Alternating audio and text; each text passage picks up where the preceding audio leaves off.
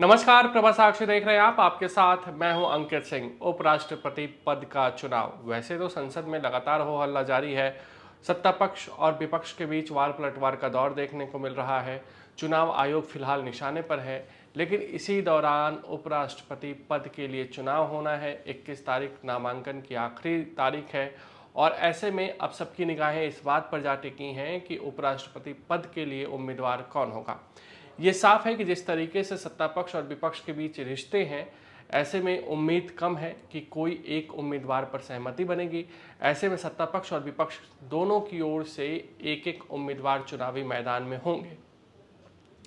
ऐसे में अब सवाल ये है कि सत्ता पक्ष किस पर दांव लगाएगा।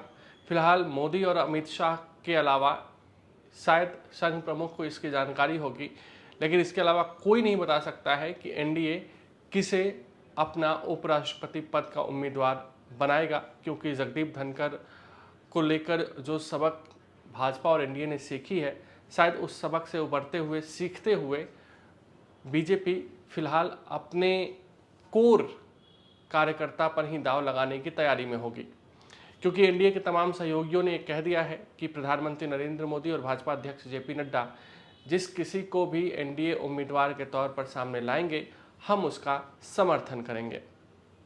लेकिन कौन आएगा, कब लाया जाएगा, ये फिलहाल साफ नहीं हुआ है। हालांकि सूत्र बता रहे हैं कि 12 तारीख तक एनडीए की ओर से उपराष्ट्रपति पद के उम्मीदवार के तौर पर किसी को आगे किया जा सकता है, नाम का खुलासा किया जा सकता है। वहीं दूसरी ओर अगर देखा जाए तो विपक्ष भी अब इसी को लेकर इंतजार कर रहा है। विपक्ष को लगता है कि उसे भी उम्मीदवार देना चाहिए, और इस बार ये ज़्यादा इसलिए लग रहा है क्योंकि लोकसभा में बीजेपी पूर्ण बहुमत में नहीं अपने दम पर। ऐसे में विपक्ष को जो क्रॉस वोटिंग होती है उसको लेकर बहुत ज़्यादा उम्मीदें हैं, और शायद यही कारण है कि विपक्ष भी चाहता है कि इस बार हम एक संदेश देने की कोशिश करें कि हम बीजेपी जो करना चाह रही है, हम एक तरफा उसे करने नहीं देंगे, हम उससे लगातार लड़ाई लड़ते रहेंगे। राहुल गांधी के आवास पर एक बैठक हुई थी विपक्षी दलों की। उसमें तमाम जो विपक्षी दलों के इंडिया गठबंधन के जो सदस्य हैं उनके नेता पहुंचे थे। लगभग 50 नेता उस बैठक में शामिल हुए थे शुक्रवार की शाम को। और उस बैठक के बाद जो प्रमुख पार्टियां हैं उनके प्रमुख लोगों की भी एक बैठक हुई, और उस बैठक में उपराष्ट्रपति को लेकर भी चर्चा हुई है, ऐसे सूत्र बता रहे हैं। लेकिन फिलहाल ये इंतजार किया जा रहा है कि एनडीए किसी के नाम को आगे करे, फिर विपक्ष अपनी रणनीति का खुलासा करेगा। विपक्ष की ओर से कुछ नाम चल रहे हैं, कई बार तो मल्लिकार्जुन खड़गे का नाम सामने आ जाता है, इसके अलावा फारूक अब्दुल्ला का नाम सामने आता है, अशोक गहलोत का नाम आता है, इसके अलावा प्रकाश आंबेडकर का भी नाम आता है। तो विपक्ष की ओर से भी अलग अलग नाम आ रहे हैं। सत्ता पक्ष से तो नाम जो लगातार सामने आ रहे हैं वो आपको भी पता है। लेकिन अब सवाल ये है कि विपक्ष इंतज़ार क्यों कर रहा है। तो हमेशा ये होता रहा है कि आप देखिए, जब रामनाथ कोविंद को उप राष्ट्रपति चुनाव के लिए सामने लाया गया था तो बाकायदा उनकी जाति बताई गई थी, बाकायदा ये भी कहा गया था कि उन्हें क्यों लाया जा रहा है, किस तरीके से वो इस तबके से आने के बाद स्ट्रगल करके इतने बड़े पद पर पहुंच रहे हैं।